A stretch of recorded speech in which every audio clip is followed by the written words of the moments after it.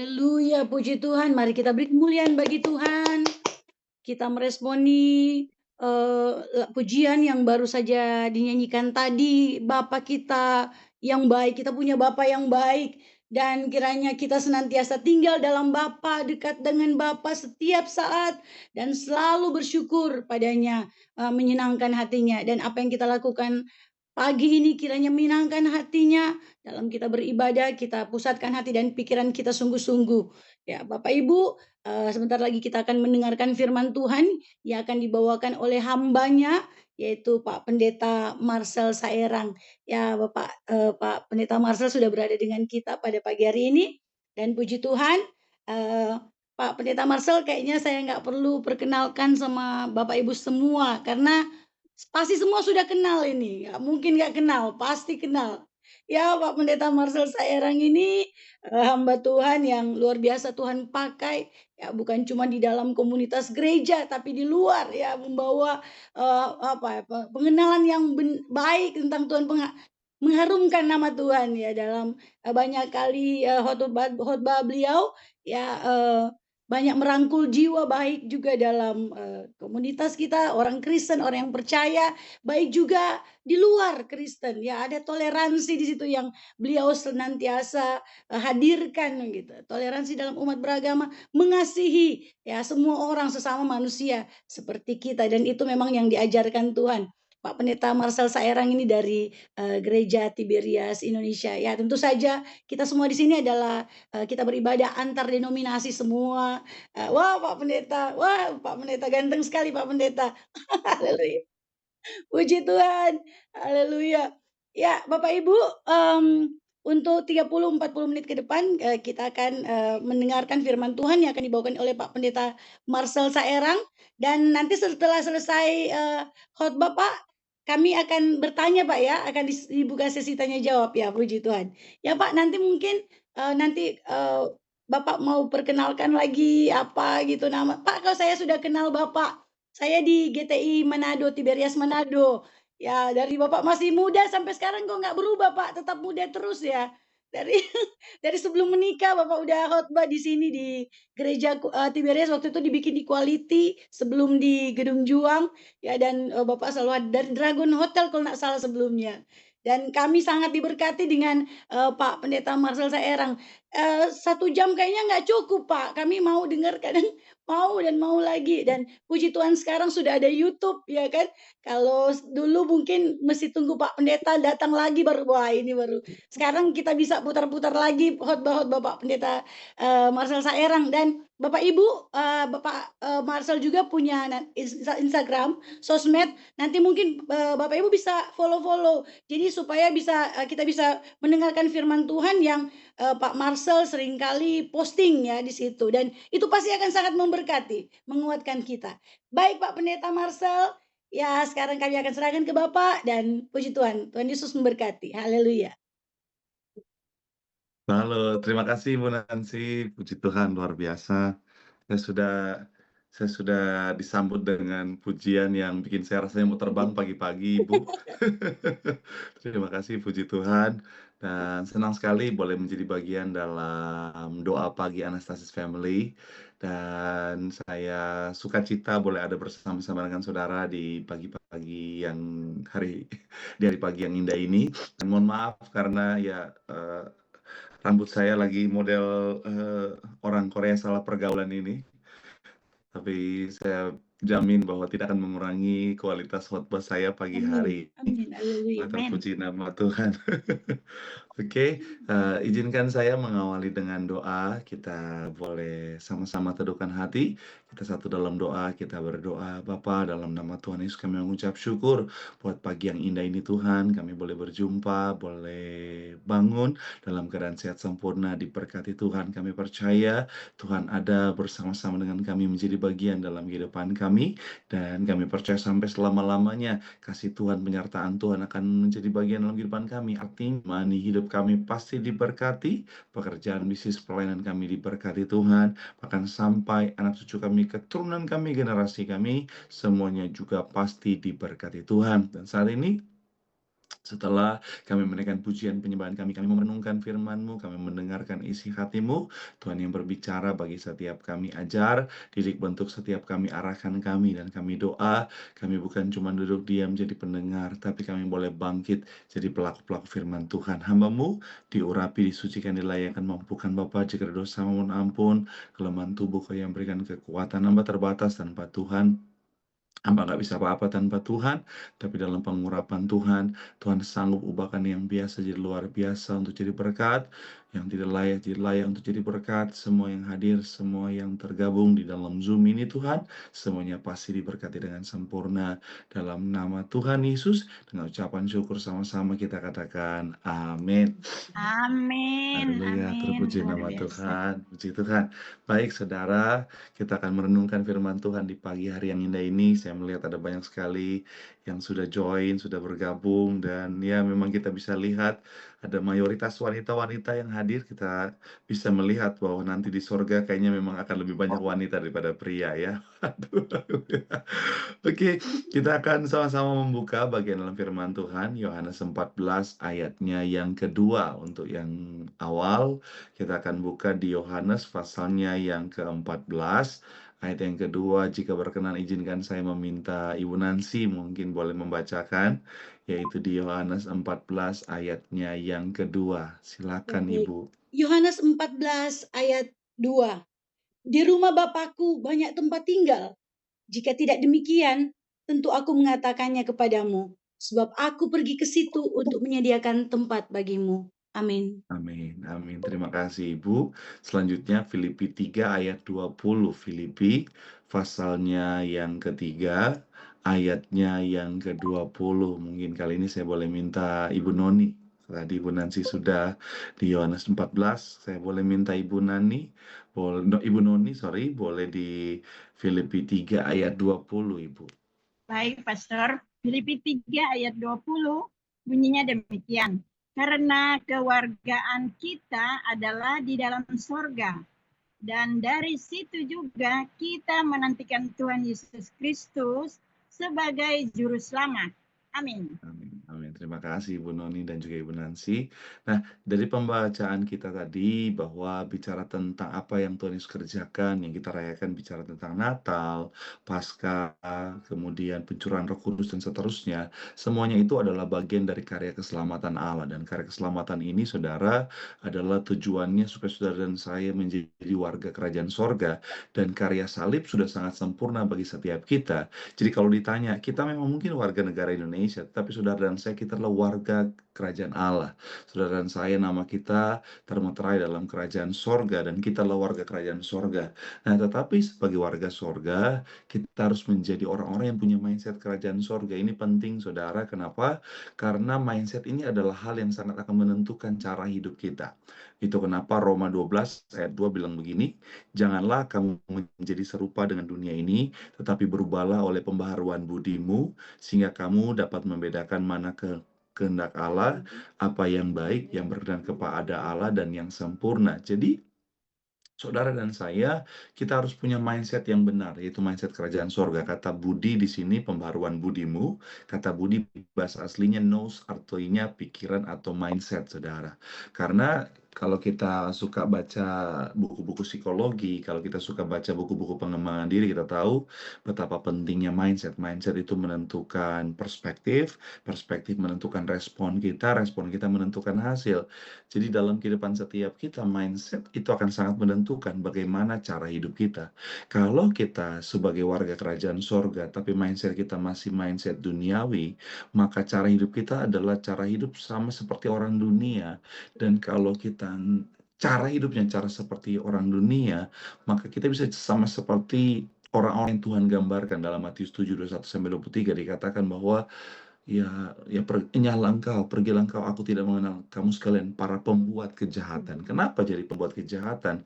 Karena semua itu berawal dari mindset yang salah. Itu kenapa hari ini saya akan ajak saudara untuk sama-sama kita melihat sebagai warga kerajaan sorga, kita harus punya mindset kerajaan sorga, dan ada 3 hal yang dalam konteks mindset ini harus kita miliki dalam kehidupan setiap kita. Doa saya, melalui firman Tuhan hari, saudara dan saya akan punya mindset yang benar, mindset kerajaan sorga, sehingga kapanpun Tuhan memanggil setiap kita, kapanpun Tuhan atas dunia ini kita akan terangkat dan pesta di sorga. Haleluya. Oke, ada 3 mindset yang harus kita miliki sebagai anak Tuhan. Yang pertama saya mencatat adalah bicara tentang mindset identitas. Saudara yang mencatat silakan. Saudara yang ingin ngomong dalam hati boleh sama-sama katakan sama saya, mindset identitas. Identitas. Haleluya, terpuji nama Tuhan. Nah, 1 Yohanes 3 ayatnya yang pertama. 1 Yohanes pasalnya yang ketiga, ayatnya yang pertama. Haleluya, terpuji nama Tuhan. Saya akan bacakan buat saudara, dikatakan, lihatlah betapa besarnya kasih yang dikaruniakan Bapa kepada kita, sehingga kita disebut anak-anak Allah. Dan memang kita adalah anak-anak Allah. Sekali lagi, lihatlah betapa besarnya kasih yang dikaruniakan kepada kita, sehingga kita disebut anak-anak Allah, dan memang kita adalah anak-anak Allah. Saya pernah membaca, saudara, ada satu lukisan, saudara, yang kalau saya lihat lukisannya, itu sama seperti cakaran ayam anak SD, saudara. Jadi lukisan itu, saudara, cuma pakai krayon, dicakar-cakar gitu, saudara. Itu berantakan yang minta ampun, saudara. Nah, tapi yang menarik, lukisan itu, saudara, itu harganya yang bikin saya shock adalah 5,2 triliun. Waktu dolar masih 16.000, saya cek harganya itu, saudara, 5,2 triliun. Mahalnya luar biasa. Saya kaget, mahalnya. Kenapa bisa mahal seperti itu, saudara? Saudara bisa cek, nama lukisannya adalah Interchange. Lukisannya namanya Interchange, dia lukisan abstrak paling mahal di dunia. Kenapa dia bisa begitu mahal? Bukan karena lukisannya, tetapi karena lukisannya itu dilukis oleh seorang pelukis terkenal namanya Willem de Kooning. Mungkin saudara nggak pernah dengar, sama, karena saya juga nggak pernah dengar waktu itu. Kita lebih kenal Aldi Taher daripada Willem de Kooning, saudara.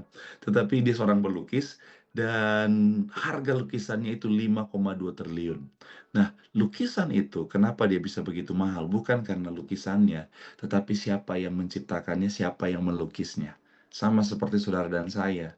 Kenapa kita berharga? Bukan karena diri kita sendiri sebenarnya, tapi karena Tuhanlah yang menciptakan setiap kita. Nah, kesadaran ini harus kita miliki dalam kehidupan setiap kita. Kenapa? Karena orang dunia di luar sana seringkali mereka merasa berharga kalau mereka sudah punya sesuatu, mereka merasa berharga kalau mereka sudah mencapai sesuatu, mereka berharga kalau mereka sudah ada di titik tertentu, saudara.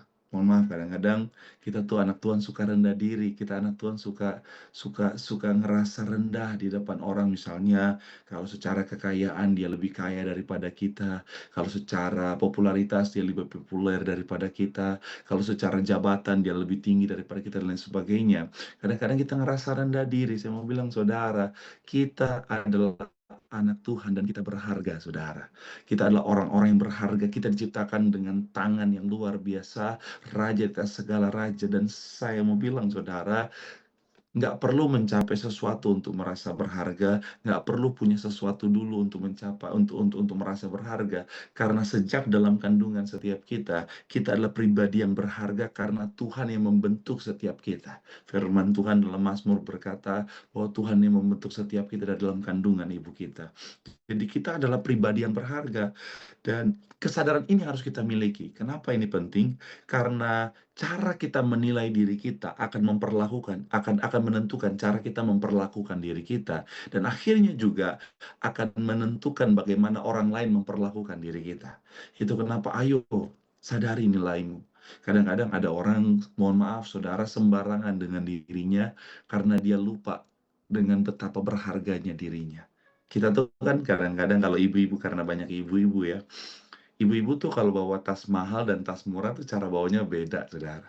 Saya perhatikan ibu-ibu kalau cara bawa tas yang mahal, Itu cara bawanya, begitu hati-hati, lepasnya nggak mau sembarangan, di rumah pun ditaruh ada tempat khususnya. Itu benar-benar, cara perlakuannya luar biasa, saudara.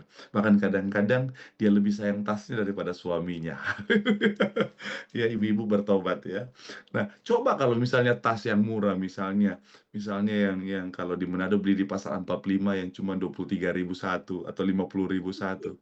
Cara bawanya beda kadang-kadang, lepas sana, lepas sini, kadang-kadang, Tuhan, kalau kalau bawa kadang-kadang suka, pokoknya mau nyenggol orang, cuek, bodoh amat, tas murah ini. Nah, inilah yang kadang-kadang suka suka sama dengan kita memperlakukan diri kita. Kadang-kadang kalau kita lupa nilai diri kita, kadang-kadang kita suka sembarangan sama diri kita. Kadang-kadang kita, mohon maaf, suka menempatkan diri kita dekat dengan hal-hal yang nggak berkenan, dekat dengan dosa, dekat dengan, mohon maaf banget, dengan orang-orang yang kadang-kadang, saudara, membawa kita pada kejatuhan dosa. Tapi kalau kita tahu diri kita mahal, kita nggak akan sembarangan bawa diri kita nggak akan sembarangan mendekatkan diri kita dengan dosa. Kenapa? Karena kita tahu betapa berharganya kita. Kita nggak akan sembarangan membawa diri kita pada lingkungan yang, mohon maaf, kalau suka gosip, suka ngomongin hal yang nggak benar, suka ngomongin hal yang nggak berkenan, kita nggak akan menempatkan diri kita di tempat seperti itu karena kita tahu betapa berharganya kita. Ya, sekali lagi firman Tuhan ingatkan setiap kita, mari milikilah mindset kerajaan sorga. Milikilah mindset kerajaan surga. Kenapa? Karena ini penting. Supaya apa? Supaya kita nggak memperlakukan diri kita dengan sembarangan. Sama-sama bilang sama saya, sadar identitas. Kita adalah anak raja di atas segala raja. Haleluya, terpuji nama Tuhan. Haleluya. Nah, yang kedua, saudara, mindset kerajaan surga yang harus kita miliki setelah mindset identitas adalah mindset kelimpahan. Sekali lagi, yang kedua, mindset kelimpahan. Boleh sama-sama dicatat. Mindset kelimpahan. Filipi 4 ayat 19 saya akan bacakan buat saudara, dikatakan, Allahku akan memenuhi segala keperluanmu menurut kekayaan dan kemuliaannya dalam Kristus Yesus. Sekali lagi, Allahku akan memenuhi segala keperluanmu menurut kekayaan dan kemuliaannya dalam Kristus Yesus. Nah, dunia, saudara, orang dunia itu, saudara, seringkali suka ketakutan. Artinya dalam konteks berkat, dalam konteks sumber daya, mereka seringkali punya mindset bahwa semuanya terbatas. Sehingga contoh dalam bisnis, kadang-kadang orang dunia dengan mindsetnya menghalalkan segala macam cara untuk mendapatkan uang, untuk mendapatkan keuntungan. Dalam konteks pekerjaan, ada banyak orang dunia menghalalkan segala macam cara untuk bisa naik jabatan, untuk bisa punya posisi dan lain sebagainya. Kenapa? Karena mereka mindsetnya segala sesuatu itu terbatas.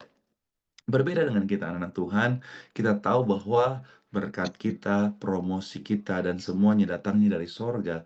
Dan sorga nggak pernah kekurangan, sorga selalu berkelimpahan. Sehingga kita nggak menghalalkan segala macam cara dalam kehidupan kita. Jadi, contoh dalam pekerjaan, kita nggak perlu fitnah orang untuk bisa naik, nggak perlu jatuhin orang untuk bisa naik, kita nggak perlu iri hati sama orang, karena kita tahu kalau promosi kita datang dari sorga. Kalau Tuhan bisa angkat dia, Tuhan juga bisa angkat kita, dan Tuhan punya 1001 macam cara untuk mengangkat setiap kita. Dalam bisnis, kita nggak perlu sampai nipu sana, nipu sini, karena kita tahu berkat kita dari sorga. Sorga nggak pernah kekurangan. Kalau orang lain bisa diberkati Tuhan, kita juga bisa diberkati Tuhan dengan cara yang luar biasa. Nah, dan inilah yang akhirnya membedakan kita dengan orang-orang dunia. Karena kita tahu bahwa berkat kita dari sorga. Saya suka kalimat yang bilang begini. Orang mungkin bisa ganggu bisnis kita. Orang mungkin bisa ganggu karir pekerjaan kita. Tapi orang nggak bisa ganggu dan halangi, yaitu berkat yang Tuhan sudah sediakan buat setiap kita. Saya teringat kisah Ishak. Ishak itu dia menggali sumur yang milik ayahnya dulu, Abraham. Jadi dia gali sumur-sumurnya dan dia diberkati berkelimpahan air pada masa itu. Dan Ishak ini, saudara, karena dia diberkati sangat kaya luar biasa, orang-orang pada masa itu iri sama dia. Akhirnya berkatnya ditutupin, si sumur-sumurnya berusaha untuk ditutupin. Bukan cuma itu, dia diusir dari tempat di mana dia tinggal. Akhirnya dia pindah ke lembah. Tetapi ketika dia di lembah, malah justru dia semakin diberkati lebih daripada waktu dia di tempat sebelumnya. Nah itulah, orang tuh nggak bisa nutupin berkat yang Tuhan sudah sediakan buat setiap kita. Saya dapat banyak kesaksian dalam hal ini. Ada orang-orang yang Tuhan izinkan berusaha untuk menutup berkat saya. Tetapi akhirnya saudara, kesaksian saya malah Tuhan gantikan berkat itu saudara. Jadi saya banyak kesempatan itu saudara ngalamin di mana kita itu Tuhan tunjukkan, oh ini orang-orang berusaha untuk menutupi berkat saya. Contoh sederhana, dalam dunia pelayanan, bayangin dalam dunia pelayanan, mohon maaf saya harus ngomong saudara ya, saudara yang sudah lama dalam dunia pelayanan pasti juga sudah dalam arti terbuka matanya bahwa nggak semua orang yang pelayanan hatinya pelayanan, nggak semua orang yang pelayanan, even hamba Tuhan, nggak semua hamba Tuhan hatinya hamba Tuhan, saudara. Jadi, dalam pelayanan kadang-kadang ada orang yang berusaha untuk nutupin berkat orang lain, bahkan kadang-kadang hamba Tuhan sendiri, saudara. Ada orang yang ngaku dirinya hamba Tuhan, pelayan Tuhan, pendeta bahkan, kadang-kadang nutupin berkat. Nah, saya bilang, Tuhan, kok gini amat ya, kok kok kok dalam tanda kutip berkat saya kok mau ditutupin ya, berkat saya kok mau dihalangi ya. Tapi satu ketika saudara, setelah Tuhan tunjukkan itu, saudara, Tuhan tunjukkan karyanya yang luar biasa. Tuhan pakai orang lain untuk memberkati saya lebih daripada yang ditutupin, saudara. Dan saya bilang, wah, malah berkat yang saya terima bukan cuma Tuhan gantikan, tetapi berkelimpahan lebih daripada apa yang ditutupi oleh orang yang saya kenal itu, saudara. Jadi sekali lagi saya mau bilang, saudara, nggak usah takut. Tuhan tuh punya 1.101 macam cara untuk memberkati setiap kita. Selama kita mau hidup berkenan di hadapan Tuhan, selama kita mau hidup benar, hidup mengandalkan Tuhan, Tuhan punya banyak cara untuk memberkati kita. Karena itu adalah janjinya bagi setiap kita. Allahku akan memenuhi segala keperluanmu. Saya dalam proses perjalanan saya dalam peratawan jadi seorang hamba Tuhan, saya ngalamin banyak sekali cara Tuhan memberkati. Orang lain tutup di tempat lain, tapi Tuhan bukakan yang jauh lebih deras di tempat lain. Karena sekali lagi, Tuhan tuh tahu keadaan kita. Tuhan tahu kebutuhan kita, Tuhan tahu keperluan kita. Dan kabar baiknya, Dia adalah Bapa yang baik yang nggak akan pernah meninggalkan kita. Yang pasti akan memberkati setiap kita. Saudara sebagai orang tua kan pasti ngerti kondisi ini ya. Kita sebagai ibu, apalagi banyak orang tua, ayah, ibu, kalau anak kita butuh, kita bukan bicara tentang keinginan. Kalau keinginan kadang-kadang kita masih bisa objektif untuk melihat itu. Tapi kalau kebutuhan, waduh, anak kita butuh. Sekalipun kita jungkir balik sebagai orang tua, kita akan berjuang. Untuk apa? Untuk anak kita. Karena kita sayang banget sama mereka. Nah, apalagi Tuhan, Bapa kita yang di sorga. Saya lihat, dan yang Tuhan taruh di hati saya, ada yang sementara bergumul dengan kebutuhan. Dan akhirnya berpikir bahwa Tuhan, ini akan ada nggak ya? Ini akan cukup nggak ya? Firman Tuhan bagian yang Tuhan taruh di hati saya bahwa Allah kita akan memenuhi segala keperluan kita. Jangan takut.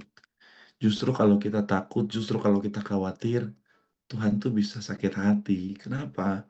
Karena seakan-akan kita meragukan kebaikannya. Seakan-akan kita meragukan bahwa Dia Allah yang sanggup memenuhi segala keperluan kita. Jadi tugas kita, lakukan bagian kita dengan baik, bukan berarti kita nggak ngapa-ngapain. Lakukan bagian kita dengan baik. Dan jangan khawatir, percaya Dia Allah yang sanggup memberkati setiap kita. Dan yang terakhir adalah mindset kekekalan. Sekali lagi yang terakhir, mindset kekekalan. Saya akan bacakan ayatnya di 2 Korintus 4, 16-17 dikatakan begini. Sebab itu, kami tidak tawar hati. Tetapi meskipun manusia lahiriah kami semakin merosot, namun manusia batinnya kami diperbaharui dari sehari ke sehari. Ayat 17. Sebab penderitaan ringan yang sekarang ini mengerjakan bagi kami kemuliaan kekal yang melebihi segala-galanya jauh lebih besar daripada penderitaan kami. Sekali lagi, sebab penderitaan ringan yang sekarang ini mengerjakan bagi kami kemuliaan kekal yang melebihi segala-galanya jauh lebih besar daripada penderitaan kami. Nah, saudara, kata penderitaan ringan. Kata ringan bukanlah literally ringan, saudara, tetapi sesuatu yang terasa ringan jika dibandingkan dengan kemuliaan kekal yang Tuhan sediakan. Nah, mindset seperti yang saya bilang tadi itu berpengaruh kepada perspektif kita. Bagaimana mindset kita akan mempengaruhi bagaimana kita melihat segala sesuatu. Nah, kalau orang punya mindset kekekalan, maka dia akhirnya saudara juga akan punya yaitu perspektif kekekalan. Jadi dia mampu melihat segala sesuatu dari perspektif kekekalan. Sederhananya begini, contoh soal godaan untuk dosa misalnya. Yang nggak bisa dipungkiri kan dalam kehidupan setiap kita, godaan bisa datang kapan saja. Godaan untuk jatuh dalam dosa itu bisa datang kapan saja. Dalam hal apapun, iblis tahu kelemahan kita dan seringkali dia datang untuk menggoda setiap kita, untuk menjatuhkan kita di titik terlemah kita. Tetapi kalau kita punya mindset kerajaan sorga, mindset kekekalan, kita mampu melihat segala sesuatu dari kekekalan. Contoh misalnya dosa, iblis datang dan bilang, ayo jatuh dalam dosa, lakukan ini, lakukan itu. Misalnya korupsi aja, kan atasanmu sudah percaya, nggak akan orang yang curiga kok. Atau kalaupun kamu ketahuan, udah tenang aja. Kamu masuk penjara misalnya 2 tahun, kamu korupsinya 5,2 triliun misalnya kayak kayak lukisan yang tadi, nggak apa-apa. Kamu keluar-keluar masih sultan, kamu masih kaya raya, nggak apa-apa. Oh enak, ntar kamu bisa jalan-jalan di Paris, di Inggris, di Jerman gitu. Bisa nongkrong di Swiss atau di mana gitu ya. Bisa jalan-jalan ke mana gitu ya. Jadi ayo udah korupsi aja. Nah, kalau orang dunia mereka bisa pikir begitu, iya ya, hidup cuma sekali, kapan lagi punya kesempatan begini, sikat itu orang dunia. Tapi kalau kita anak kerajaan surga, kita tahu hidup bukan cuma sekali di dunia ini, tetapi setelah hidup yang sementara ini ada kekekalan yang Tuhan sediakan. Nah, akhirnya kita akan punya respon, oh aku nggak mau menukar apa yang sementara dengan apa yang kekal yang Tuhan sudah sediakan. Jadi kita nggak akan tergoda ketika iblis datang untuk, ayo, kamu sebagai istri kan, kamu lihat suami kamu udah pelitnya minta ampun begitu. Mendingan kamu ini deh, kamu pesugihan aja. Cari ilmu-ilmu yang bisa bikin kamu kaya. Ada tuh di sini, di sini, di sini, di sini. Udah, nanti kalau kamu jadi kaya, oh eh, kamu bisa bisa lakukan banyak hal. Cuman kadang-kadang ibu-ibu suka nggak mau aku nggak mau kalau pesugihan pakai ilmu-ilmu opo-opo dan lain sebagainya. Nanti aku jadi tumbal kan iblis tuh ada tumbalnya. Oh iblis datang tenang aja. Ini lagi ada promo. Jadi kalau kamu yang pesugihan nanti suami yang jadi tumbal. Oh ada istri-istri kadang-kadang. Oh iya ya lumayan. Gak apa-apa lah. Aku kalau suami jadi tumbal aku nikah sama Lee Min Ho abis ini. Nah, itulah yang akhirnya kalau orang dunia mereka bisa ngambil tawaran-tawaran itu. Tapi kalau anak Tuhan kan mampu melihat dari perspektif kekekalan. Kita nggak mau menukar apa yang kekal dengan apa yang sementara. Karena kita tahu sama seperti Billy Graham bilang begini, dunia ini bukanlah rumah kita yang sesungguhnya. Kita hanyalah dalam tanda kutip peziarah yang sementara melintas. Rumah kita yang sebenarnya sedang dipersiapkan bagi kita di sorga. Dan itulah yang harus menjadi fokus utama hidup kita. Saya suka kalimat terakhir, dan itulah yang harus menjadi fokus utama dalam hidup kita. Bahkan kalau kita lihat ayat ini kan konteksnya penderitaan. Dikatakan bahwa sebab penderitaan yang sekarang ini. Jadi orang Kristen kadang-kadang kita harus pikul salib. Ada teman saya bilang begini yang bukan Kristen. Tadi Bu Nancy sempat cerita saya pelayanan bukan cuma dalam denominasi gereja tapi juga menyeberang ke ke orang lain. Dan saya sempat ada yang bilang begini, enak jadi Kristen, ibadah cuma seminggu sekali, ibadahnya cuma 2 jam, nyanyi-nyanyi lagi enak, masuk surga, enak banget ya. Saya bilang enggak seenak itu Ferguson. Kita jadi orang Kristen tuh ada pikul salib. Jadi orang Kristen kita harus sangkal diri. Jadi orang Kristen kita harus ngalamin banyak penderitaan bahkan firman Tuhan sudah nubuatkan dari ribuan tahun yang lalu ada orang-orang yang akan menganiaya, mohon maaf, akan kalau saya pakai kata sederhana menghabisi kita. Dan mereka berpikir bahwa mereka sementara beribadah kepada Allahnya, dan itu karena mereka tidak mengenal Allah dengan benar. Jadi firman Tuhan sudah bilang itu. Jadi kalau hari ini kita sebagai anak Tuhan, kadang-kadang kita dipersekusi, kadang-kadang kita ibadah diganggu dan lain sebagainya, dan orang-orang merasa mereka melakukan hal yang benar, hal yang baik, ya itu memang sudah dikatakan dalam firman Tuhan, dan itu adalah salib yang harus kita pikul dalam kehidupan kita, dan tugas kita adalah tetap bertahan. Kadang-kadang kita harus ngalamin keadaan yang tidak mudah, keadaan yang mungkin berat karena iman kita.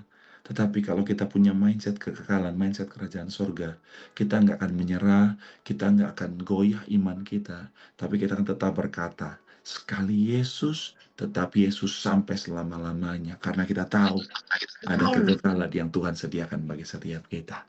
Jadi sekali lagi saudara, yang terakhir, milikilah mindset kekekalan. Sampai kapanpun setia dalam iman. Sekali Yesus tetap Yesus. Haleluya. Izinkan saya berdoa buat saudara dan saya. Kita berdoa, Bapa terima kasih buat firman-Mu. Kami doa, biar kiranya firman ini Tuhan yang meteraikan, Tuhan yang sempurnakan di atas setiap jemaat-Mu untuk jadi berkat bagi semuanya. Hamba doa, keluarga besar doa pagi Anastasis, Tuhan yang selalu berkati, dan kami percaya sampai selama-lamanya semuanya diberkati dalam nama Tuhan Yesus. Haleluya. Amin. Saya kembalikan kepada Ibu Nancy. Silakan Ibu. Haleluya. Mari kita beri pujian hormat kemuliaan bagi Tuhan. Bapak Ibu yang boleh mungkin di love Bu untuk respon firman Tuhan kita pada pagi hari ini, Bapak Ibu. Boleh di love. Ya, semua diberkati Tuhan kan? Semua pasti diberkati Tuhan. Ya, Pak Pendeta Marcel pagi ini berbicara tentang mindset, Bapak Ibu. Kalau saya rangkum pada pagi hari ini, ada mindset identitas ya. Mindset identitas harus kita tahu siapa diri kita. Kita ini berharga. Ya, cara menilai diri kita ini mempengaruhi cara kita memperlakukan diri kita. Ya, dan mempengaruhi juga cara orang memperlakukan kita atau menilai kita. Jadi hati-hati dengan cara kita menilai diri kita. Harus sesuai firman Tuhan. Kita adalah anak Allah. Ya, dan Bapak Ibu, kita ini mahal. Nah, makanya kita perlakukan diri kita dengan sangat hati-hati. Pergaulan kita jaga, cara bicara kita jaga ya kan. Nggak boleh ada keluar kata-kata yang kata-kata rendah gitu. Bukan level kita di situ. Nah, kemudian Bapak Ibu di yang kedua mindset kelimpahan ya. Kita ini punya berkat dari sorga, ya langsung dari Tuhan. Kalau segala kesuksesan kita, apa yang kita miliki ini dari sorga. Jadi nggak ada urusannya dengan orang lain atau bahkan dari iblis sekalipun. Karena kalau Tuhan mau memberkati kita, terserah orang mau memperlakukan kita bagaimana. Seperti Pak Pendeta Marcel bilang, ada usaha-usaha orang untuk kita ya kan, membuat kita jatuh atau apa, itu nggak ada itu dengan kita. Artinya Tuhan, kalau Tuhan di pihak kita, siapa yang dapat melawan kita? Tuhan pasti akan bela kita karena berkat memang dari Tuhan dan Tuhan tidak akan pernah kekurangan. Kemudian mindset kekekalan. Nah, ini yang saya suka sekali. Semuanya saya suka, tapi saya begitu Pak dengan yang kekekalan ini. Jadi fokus utama kita dalam hidup ini yaitu fokus rumah kekal di sorga. Ini cuma sementara aja. Jadi kita pikul ya, kita pikul salib, mending kita susah-susah di dunia ini untuk sementara waktu, tapi paling oh iya di TikTok iya Bu Dede. Ya jadi kita berusaha hidup di dunia ini sebaik-baiknya, nggak usah takut kita ya memang firman Tuhan mengatakan memang orang Kristen akan ada dianiaya apa semua ya kan. Firman Tuhan sudah mengatakannya dan kita lihat kita cuma sementara kok di dunia ini. Bertahanlah ya, bertahan dalam segala situasi. Kita punya Tuhan juga. Baik Pak Pendeta Marcel, Tuhan Yesus memberkati melimpah. Saya sangat diberkati dan saya percaya semuanya pasti diberkati. Firman ini akan saya ingat terus dan tertanam dalam hati dan akan di-share nanti dimanapun saya berada. Bapak Ibu, ya ini sesi tanya jawab ya. Kayaknya ini sesi yang seru ini. Ya, selalu dinantikan dan ingat kita akan selesai nanti di 6.30 Bapak Ibu. Jadi kita masih punya cukup banyak waktu ya dan kita pergunakan sebaik-baiknya Bapak Ibu. Ya, Pendeta Marcel kan jarang-jarang juga hadir di Zoom. yang saya lihat beberapa tahun lalu, 2-3 tahun lalu mungkin pernah. Dan ini satu kehormatan bagi kami, Pak Pendeta Marcel boleh meluangkan waktu untuk memberkati kami lewat firman Tuhan yang telah Tuhan telah utus pagi ini. Anastasis adalah orang-orang yang menyadari itu. Makanya pagi-pagi, walaupun ya agak curang ya di Manado udah jam 1 jam lebih cepat ya. Kalau di sini masih jam 6 kurang ya. Artinya bicara tentang doa pagi seperti ini adalah bagian dari ketika kita menyadari bahwa kita harus melekat dengan Tuhan. Karena jauh dari Tuhan, artinya kalau terpisah dengan Tuhan, artinya itu tidak ada pertumbuhan di sana, bahkan tidak ada kehidupan di sana. Ranting ketika tidak melekat dengan batang akan mengering dan akhirnya mati. Dan itu kenapa betapa pentingnya untuk selalu melekat sama Tuhan. Saya sangat mengapresiasi doa pagi seperti ini karena sekali lagi saya mengajak saudara untuk selalu ikut acara doa pagi seperti ini karena ini yang akhirnya membuat kita terus bisa diperbaharui, terus ngalamin penerimaan nutrisi setiap hari. Supaya apa? Supaya kita mampu menghadapi kerasnya dunia. Jadi banyak tumbuh-tumbuhan rusak karena itu tadi, karena menghadapi radikal bebas kalau saya suka bilang keadaan sekarang ya, polusi dan lain sebagainya. Tetapi selama kita terhubung dengan sumber kehidupan yaitu Tuhan, kita akan tetap kuat menghadapinya, kita akan tetap mengalami pertumbuhan dan akhirnya boleh berbuah dan jadi berkat bagi banyak orang. Kira-kira begitu Ibu Noni. Iya, Kasih Bu Noni sangat buat lengkap dan pertanyaannya. sangat dipahami. Terima Pendeta. kasih, Pastor. Saya ulang. Iya. Iya, Bu Noni, puji Tuhan. Pak Pendeta, iya saya juga tahu dari saya pun tadi mau tanya seperti pertanyaan Bu Noni begitu. Bagaimana Pak Pendeta dalam kehidupan ini kan banyak godaan, cobaan. Saya tahu Pak Pendeta ini sebelum nikah ya ada yang jemaat yang kejar gitu pernah ditanyain, "Pak, nikahi saya." Iya kan, Pak? Waktu sebelum menikah, ini waktu Pak Marcel masih pemuda gitu, belum menikah, pokoknya pernah dikejar gitu. Jadi ada orang yang, "Pak, nikahin saya dong." Jemaat nah, apalagi sekarang Pak ya kan, iya tapi Bapak tadi sudah menjawab dengan kita terus bersekutu seperti tadi Bapak bilang, ranting akan mati kalau tidak melekat dengan pohonnya dan itu yang ternyata Pak Marcel lakukan untuk menjaga kekudusan hidup, ya kan, karena banyak cobaan di luar ya, tapi karena melekat aman-aman saja. Dan Pak, secara pribadi boleh saya bertanya Pak ya?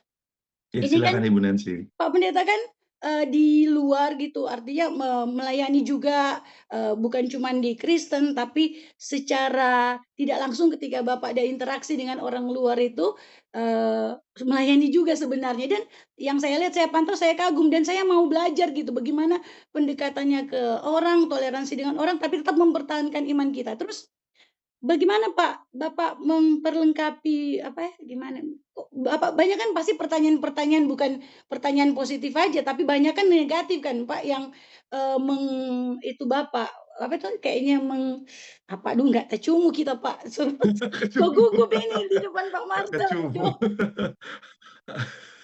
Iya. Pokoknya Nggak Bapak kecumbu mengerti ini. toh, tapi maksud begitu Iya, dan iya. Bergaul Iya. sama ustadz-ustadz. Iya Pak, Maksudnya bagaimana Bapak bisa menguasai diri tidak tergoda. Iya, dengan cara penyampaiannya Pak, bagaimana pendekatan apa yang itu begitu pokoknya Pak. Oke. Nah, saya doa saya bisa kecungu ya, supaya saya tidak tertoki hari ini. Oke. Saya suka kalimat dalam firman Tuhan dalam Amsal bilang begini, "Jagalah hatimu dengan segala kewaspadaan, karena dari situlah terpancar kehidupan." Kata terpancar kehidupan tuh secara makna kata, itu punya makna tentang pusat kehidupan. Jadi bagaimana hati kita akan sangat menentukan bagaimana kehidupan kita, bagaimana hati kita akan terpancar dalam sikap kita. Nah, yang selalu saya lakukan selama ini ketika Tuhan mempercayakan saya dalam pelayanan yang seperti tadi ya, seperti tadi bahwa nggak bisa dipungkiri kadang-kadang tuh pelayanan tuh jadi kayak medan pertempuran, di mana serangan demi serangan itu datang. Apalagi kita sebagai dalam tanda kutip orang minoritas kadang-kadang Iya. itu tadi banyak banyak jebakan, banyak pancingan dan lain sebagainya. Tetapi saya datang dengan sikap hati yang mengasihi. Saya nggak ngelihat mereka sebagai lawan, saya nggak ngelihat mereka sebagai musuh, tetapi saya melihat mereka sebagai orang-orang yang Tuhan percayakan untuk bisa saya layani. Artinya ini adalah jiwa-jiwa yang berharga di mata Tuhan, yang harus kita menangkan dengan kasih Tuhan. Jadi saya nggak, ketika saya dalam tanda kutip dalam argumen saya dipukul, saya nggak balas memukul, tetapi saya merangkul. Karena itu juga yang Tuhan Yesus lakukan. Jadi eh, ketika saya datang dengan sikap hati seperti itu, apa yang dari hati itu nyampe ke hati. Jadi akhirnya mereka juga bisa merasakan. Contoh yang keras-keras seperti seperti Ustadz Felix misalnya, kan itu kan keras banget ya.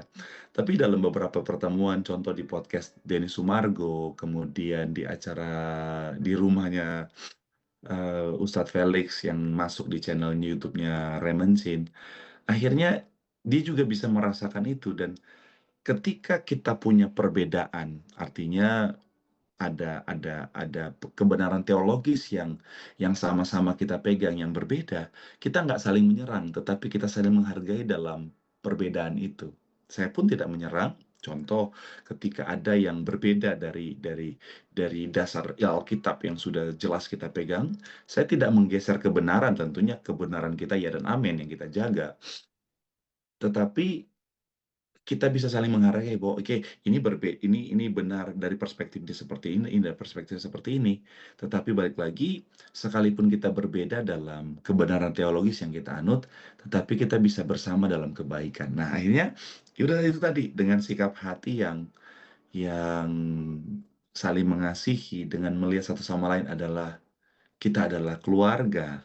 Maka itu juga yang akhirnya berpengaruh kepada argumen, kepada sikap body language juga. Dan akhirnya balik lagi, sampai sejauh ini akhirnya bisa saya rasakan membawa kebaikan satu sama lain. Kira-kira begitu, Ibu Nancy. Ya, puji Tuhan. Ya, memang saya lihat dari gestur Bapak, cara penyampaian Bapak begitu tenang dan ya itu penuh kasih, ya itu betul Bapak kata Amin, Bapak tadi. amin, amin. Merangkul, ya. Dan saya sering lihat-lihat juga podcast Bapak dan saya belajar dari situ. Walaupun ya masih kadang saya Pak kalau diperhadapkan dengan begitu masih suka panas Pak, kepala bisa iya langsung ya Tuhan langsung Oh, gitu lah. iya. Kok tapi Bapak ketika itulah battle sebenarnya ya peperangan sebenarnya ya. Kita bukan cuman di zona aman dalam kehidupan kita berkomunitas Kristen tapi keluar juga menjangkau jiwa. Ya luar biasa Pak Pendeta, Tuhan tetap taruhkan hikmat ya kasih. Ya luar biasa. Dan Tuhan pakai terus Bapak dalam penginjilan di luar, sekalipun memang nggak kelihatan seperti penginjilan, tapi Bapak bilang tadi menunjukkan karakter Kristus jadi teladan, ya orang akan melihat kok, bisa orang melihat bedanya. Kristus hidup di Amin. dalam Bapak. Ya Bapak Ibu sekalian, ada lagi yang mau bertanya silakan. Kan kalau pendeta-pendeta zaman dulu ya Bu ya, itu identik dengan angker ya. Penampilannya tuh angker berwibawa gitu ya. Terus kalau ngomong juga penuh penekanan gitu. Nah kalau saya kan suka ke gereja Tiberias yang di Betos tuh. Nah kalau di situ Pak Marcel malah turun jalan-jalan duduk. Kesannya kayak remaja alay, tapi firmannya sih dapet Bu gitu. Nah menurut Pak Marcel ini suatu terobosan ataukah memang gaya Pak Marcel tersendiri yang memang keluar dari diri sendiri, bukan kata sekedar mengikuti gaya-gaya yang sekarang lagi ngetren gitu Pak. Terima kasih Pak. Silakan Pak Marcel, mau dijawab. Ini terima kasih Bu Esther, ini pertanyaannya menarik ya. Oke, sedikit latar belakang bahwa memang saya nggak bisa dipungkiri memang suka bercanda ya. Saya orang yang senang lihat orang yang Tuhan percayakan saya lain itu ketawa, sukacita. Dan S2 saya itu ngambilnya 2 tempat. Jadi ada 2 kampus, Yang pertama itu di Harvest, yang pertama itu di Jafrai namanya, dan yang kedua di Harvest. Sekarang saya lanjut lagi doktor di Moria. Nah, kenapa saya bilang 3 kampus tadi? Karena ada perbedaan latar belakang. Kalau Harvest itu dia karismatik, kalau Jafra itu dia Injili, sama kalau saya gereja waktu di Manado tuh Gemim namanya. Nah, kalau Moria sekarang dia 50-50, ada yang Injili, ada yang karismatik. Karismatik. Nah, saya waktu pertama kali ngambil S2 2010, itu cara khotbah saya, kan ada ujian khotbah ya, homiletika. Cara khotbah saya dibilang salah sama dosen saya, ya karena dosen zaman dulu ya. Cara khotbah saya dibilang salah, katanya terlalu entertain. Nah, tetapi kenapa cara seperti itu? Yang pertama karena seperti yang saya bilang tadi, saya suka jemaat itu sukacita. Yang kedua karena saya belajar ilmu public speaking. Jadi saya belajar ilmu public speaking dan saya melihat bahwa dasar homiletika, makanya sekarang saya jadi dosen homiletika. Dasar homiletika atau cara ilmu berkhotbah itu adalah bagaimana pesan ini bisa tersampaikan. Bagaimana pesan ini bisa tersampaikan, karena tujuan dari khotbah bukan cuma transfer informasi, tetapi juga transformasi kehidupan orang yang mendengarkan. Nah, kalau kita mau pakai cara-cara yang, mohon maaf, cara-cara zaman dulu, cara-cara yang kalau saya bisa konvensional, apakah itu efektif? Itu efektif untuk orang-orang 40 tahun ke atas. Kalau sekarang, usia sekarang 40 tahun ke atas. Saya baca penelitian, zaman sekarang, karena sosial media, apalagi itu pengaruhnya sangat-sangat signifikan. Orang yang sudah terbiasa dengan sosial media, TikTok, Instagram, Facebook, dan lain sebagainya, otak mereka itu sudah sering terbanjiri oleh dopamin. Nah, artinya kalau cara khotbah pendeta zaman sekarang ini tidak mampu menjawab itu,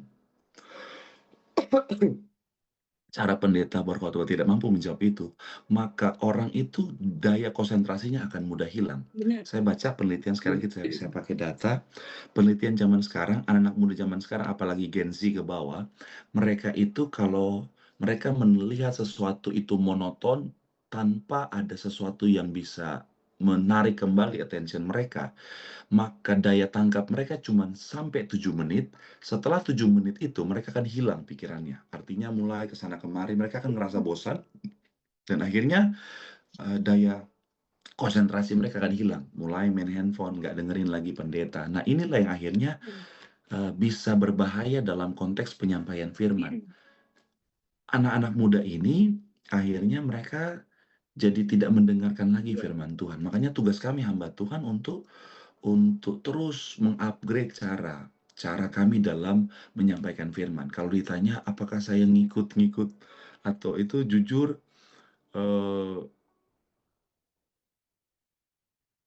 mungkin saya bisa bilang justru saya yang pendeta yang justru kadang-kadang main di luar batas aman. Sampai akhirnya dulu ada yang bilang, "Ini kok pendeta nggak kelihatan kayak pendeta karena cara khotbahnya." Tapi balik lagi, saya nggak kejar kemuliaan diri saya sendiri. Nggak apa-apa saya nggak kelihatan berwibawa, nggak apa-apa saya nggak kelihatan pintar, nggak apa-apa saya nggak kelihatan hebat, asalkan Tuhannya dimuliakan dan firman-Nya itu bisa tersampaikan. Karena intinya adalah pada akhirnya, apalagi kita sebagai seorang hamba Tuhan, Tuhan nggak akan tanya, seberapa hebat kamu, seberapa pintar kamu di mata jemaat, tetapi berapa banyak jiwa yang Tuhan percayakan akhirnya bisa diselamatkan. Jadi balik lagi, itulah yang akhirnya sekali lagi penelitian, kemudian panggilan yang akhirnya membawa saya seperti hari ini. Yang paling utama adalah jiwa-jiwa, yang paling utama adalah firman Tuhan disampaikan dan terjadi transformasi kehidupan. Soal saya, soal pandangan jemaat, saya pendeta berwibawa atau tidak, itu saya kesampingkan. Karena yang paling penting, Tuhan dan jemaat. Itulah kira-kira, Ibu. Bagus sekali Pak Pendeta, jawabannya luar biasa dan Bapak Ibu yang Biasanya luar mengerti kan biasa. maksud iya, memang saya rasa ini hari yang memang hari luar biasa dan saya lupa tadi pagi ternyata ini hari ulang tahun saya, Pak. Nanti Pak Wah, mendoakan, happy lupa birthday, nantinya, panjang Pak. umur Ternyata diberkati ini Tuhan. makanya saya rasa ini berkat dari Tuhan juga buat saya, menambah juga wawasan, menambah pengetahuan, menambah, wah luar biasa firman Tuhan yang Tuhan taruhkan dalam hati saya sekarang. Saya lagi memang terus bersemangat ya untuk, mau dipakai Tuhan. Dan tadi betul Bapak bilang, jadi makanya kenapa kita, dalam apa, sebagai hamba Tuhan mesti belajar ilmu berkhotbah. Ya nggak sesuaikan juga dengan, jemaat, sesuaikan dengan kondisi jemaat saat ini. Ya dan, memang tiap orang punya masing-masing berbeda kan, apa, sifat karakternya atau apa dan, Tuhan memang pakai Pak Pendeta Marcel untuk menjangkau jiwa-jiwa muda dan ya entah orang lain mau bilang apa ya, tapi porsinya di situ. Mungkin ada, hamba Tuhan lain yang memang tegas, keras begitu, ya itulah mungkin Tuhan kasih mereka porsi itu. Tapi yang jelas Tuhan memperlengkapi semua hamba-hamba Tuhan, untuk, memberitakan Injil untuk kemuliaan Tuhan. Pasti itu Tuhan kasihlah porsi-porsi tertentu. Pembawaan saya beda dengan pembawaan mungkin yang lain bawa, apa, MC memang berbeda Bapak Ibu. Jadi bukan soal kita cocok tidak cocok, tapi apakah kita tangkap firman Tuhan yang, kita dengar, itu yang utama. Dan akan seperti Pak Pendeta katakan tadi, ya, harus menghasilkan transformasi hidup. Buat apa cuma dengar-dengar terus nggak ada transformasi hidup ya. Jadi bukan cuma transfer ilmu, tapi kita mentransformasi, orang lain ketika berkhotbah. Ya bertemu beliau ini. Ya, saya ingin sharing untuk tadi penerapan pikul salib mengikut Tuhan itu sampai kapan gitu? Ya, itu Pak yang kami Oke. tanyakan. Pikul salib. Ya, Oke. silakan Pak. Sampai kapan?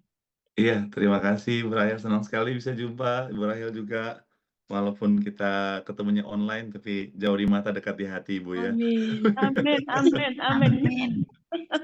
Oke. Saya dari Nah, Lampung, Pak. Ya, Lampung wow, Timur.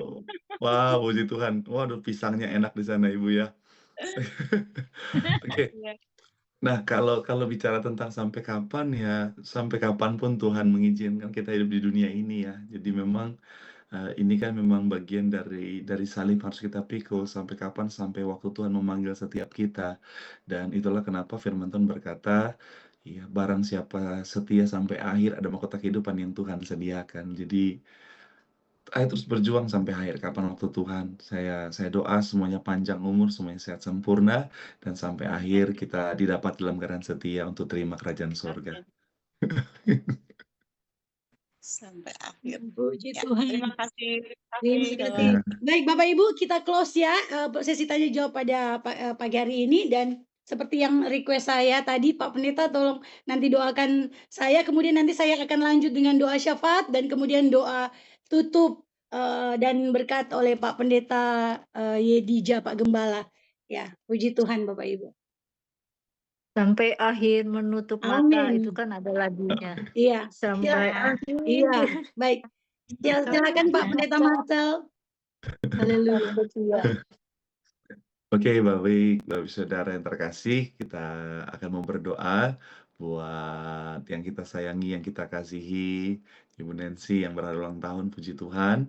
Dan kita akan dilanjutkan oleh Ibu Nancy untuk doa syafaat ya. Kita satu dalam doa, kita berdoa. Bapa, kami sangat mengucap syukur buat anugerah Tuhan yang luar biasa, karena kami sekali lagi Tuhan sudah boleh berkumpul dalam keadaan sehat sempurna diberkati Tuhan, dan ucapan syukur yang luar biasa sekali lagi Tuhan. Kami percaya pertemuan ini boleh menjadi rema dalam hati dan pikiran kami, membawa sukacita, membawa berkat, membawa damai sejahtera. Bahkan kami juga doa sekali lagi, hamba berdoa semua yang sudah tergabung dalam Zoom ini semuanya diberkati dengan sempurna, dan ucap berkat buat yang kami sayangi, yang kami kasih Ibu Nancy Tuhan, yang Kau sudah tambahkan lagi 1 tahun usianya di hari ini Tuhan. Wah, kami mengucap syukur Tuhan, Kau sudah menyertai Ibu Nancy dalam keadaan sehat sempurna, Kau sudah memakai kehidupannya dengan luar biasa, melalui kehidupannya banyak orang telah diberkati Tuhan. Kami percaya hidupnya juga pasti diberkati Tuhan. Kami doa Ibu Nancy panjang umur, sehat sempurna, bahkan kami doa di mulutnya ada kuasa, di tangannya ada kuasa, dan Tuhan akan terus pakai kehidupannya untuk mewartakan, untuk memenangkan banyak jiwa bagi kerajaan sorga. Dan kami juga berdoa, Tuhan juga kasih kado ulang tahun yang spesial buat Ibu Nancy. Dan kami juga doa, yaitu Tuhan, jika ada yang berulang tahun juga hari ini, Tuhan juga berkati, Tuhan juga berikan panjang umur, sehat sempurna, dan dapat juga kado spesial dari Tuhan. Terus kami doa sekali lagi Tuhan, Ibu Nancy bersama dengan keluarga dalam berkat pelindungan Tuhan yang sempurna. Haleluya, haleluya, haleluya. Amin. Bapa, dalam nama Tuhan Yesus yang kami kenal lewat anak-Mu Tuhan kami Yesus Kristus, kami bersyukur buat persekutuan pada pagi hari ini, ibadah doa pagi Anastasis. Tuhan, kami tahu kami diberkati oleh Tuhan ketika kami memuji Tuhan, ketika kami mendengarkan firman Tuhan. Tuhan menguasai hati dan pikiran kami, dan kami percaya Roh Kudus akan senantiasa mengingatkan kami akan firman Tuhan yang telah kami dapatkan pagi ini. Dan Tuhan, kiranya kami boleh berdampak, kami boleh tertanam di dalam Engkau, kami boleh bertumbuh bahkan berbuah dan berbuah manis yang menyenangkan hati Tuhan. Sehingga lewat kehidupan yang Tuhan karuniakan pada kami dapat dipakai Tuhan luar biasa untuk menjangkau jiwa bagi kemuliaan Tuhan. Semuanya untuk pujian, hormat, kemuliaan hanya bagi-Mu Tuhan Yesus. Kami sudah mendengarkan firman Tuhan yang disampaikan oleh hamba-Mu Pak Pendeta Marcel Saerang. Tuhan berkati beliau, Tuhan Yesus pakai tambah luar biasa lagi Tuhan di dalam Tuhan. Kiranya perkataan yang keluar dari mulutnya hanya dari Tuhan semata. Dan Tuhan pakai kehidupan keluarganya diberkati, istri anak-anaknya diberkati Tuhan. Tuhan Yesus, masa depan mereka gilang gemilang dalam tangan-Mu Tuhan Yesus, dimanapun mereka berada dapat menjadi kesaksian bagi banyak orang, sehingga orang dapat melihat, ketika melihat mereka akan orang akan melihat karakter Kristus, pribadi Kristus dalam diri mereka. Bapak berkati pelayanan Pastor Pak Pendeta Marcel, baik di Gereja Tiberias maupun dimanapun dia berada, bagi juga sebagai dosen, sebagai pengajar. Tuhan berkati dalam nama Tuhan Yesus. Tuhan, kiranya dia bukan cuma mentransfer ilmu, tapi dapat menghasilkan orang-orang yang bertransformasi, makin segambar serupa dengan Kristus. Tuhan, terima kasih Tuhan Yesus. Dan juga kami mau berdoa buat kami semua yang sudah hadir pada pagi hari ini. Berkati Tuhan Yesus, apapun pergumulan kami, tapi ketika kami hadir, kami bersama-sama dengan Tuhan, kami percaya Tuhanku, Tuhan Allah, kami dapat mengerjakan segala sesuatu, segala perkara dapat kami tanggung bersama dengan Engkau yang memberikan kami kekuatan. Tak ada yang mustahil bagi Tuhan, maka tak ada juga yang mustahil bagi kami yang percaya pada Tuhan. Tuhan, pakai hidup kami untuk memuliakan nama Tuhan, bukan hanya untuk hidup diri kami sendiri, tapi untuk mengerjakan pekerjaan-pekerjaan Tuhan di dunia ini sampai Tuhan datang kembali atau Tuhan panggil kami pulang. Bapa, dalam nama Tuhan Yesus, kami pun mau berdoa untuk semua hamba-hamba Tuhan, baik orang-orang Kristen juga semua Tuhan Yesus yang ada di Indonesia ini dari Sabang sampai Merauke. Kuatkan, teguhkan iman kami Tuhan Yesus. Boleh ada intimidasi atau penganiayaan, tapi biar kami kuat di dalam Tuhan, sebab hidup kami ini hanya sementara saja. Kami menantikan kekekalan bersama dengan Tuhan. Kami akan menuju pada kekekalan di rumah Tuhan. Tuhan, tolong kami supaya kami terus menjadi pemenang, kami terus identitas sebagai pemenang melekat dalam diri kami, terus sebagai anak Allah yang berharga.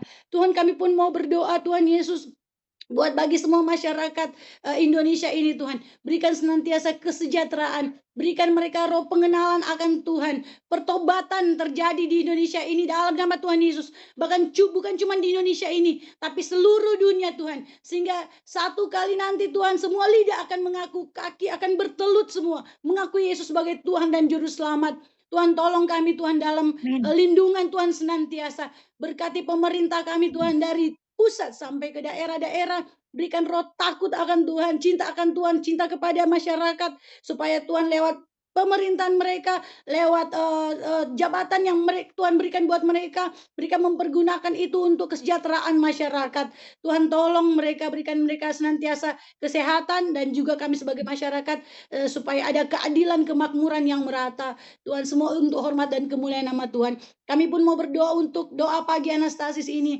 Berdoa buat Bu Lydia sebagai koordinator. Berikan dia kekuatan, kesehatan, kemampuan, roh hikmat Tuhan Yesus. Berkati apa yang dia lakukan, pekerjaannya yang seturut kehendak Tuhan. Tuhan jadikan berhasil. Dalam nama Tuhan Yesus kami percaya Tuhan akan terus angkat dia naik bukan turun. Jadi kepala bukan ekor, dan kami percaya Tuhan dia pasti akan menerima upahnya di dalam baik dalam bumi ini, baik dalam kerajaan surga, karena telah melakukan aktivitas setiap hari, membawa doa pagi Anastasis, membawa kami semua untuk makin melekat dekat dengan Tuhan. Demikian juga dengan Pak Yedija, Pak Nathanael. Berkati Tuhan kiranya dalam pelayanan beliau Tuhan, banyak jiwa yang dimenangkan Tuhan. Berkati keluarganya Tuhan, anak istrinya, semua keluarga besarnya diberkati Tuhan. Berikan senantiasa kesehatan buat Pak Yedija, Pak Nathanael. Terima kasih Bapak yang baik. Doa pagi Anastasis ini tetap terus berkembang, bertumbuh Tuhan Yesus.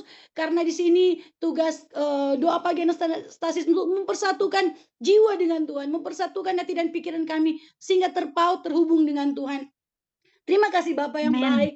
Semua kami yang mendengarkan firman Tuhan yang hadir pada saat ini diberkati Tuhan. Tuhan berikan kami senantiasa jalan keluar ketika kami merasa kami buntu Tuhan. Tapi kami percaya Engkau akan menguatkan kami. Tuhan akan utus kami juga Amin. kemanapun kami berada.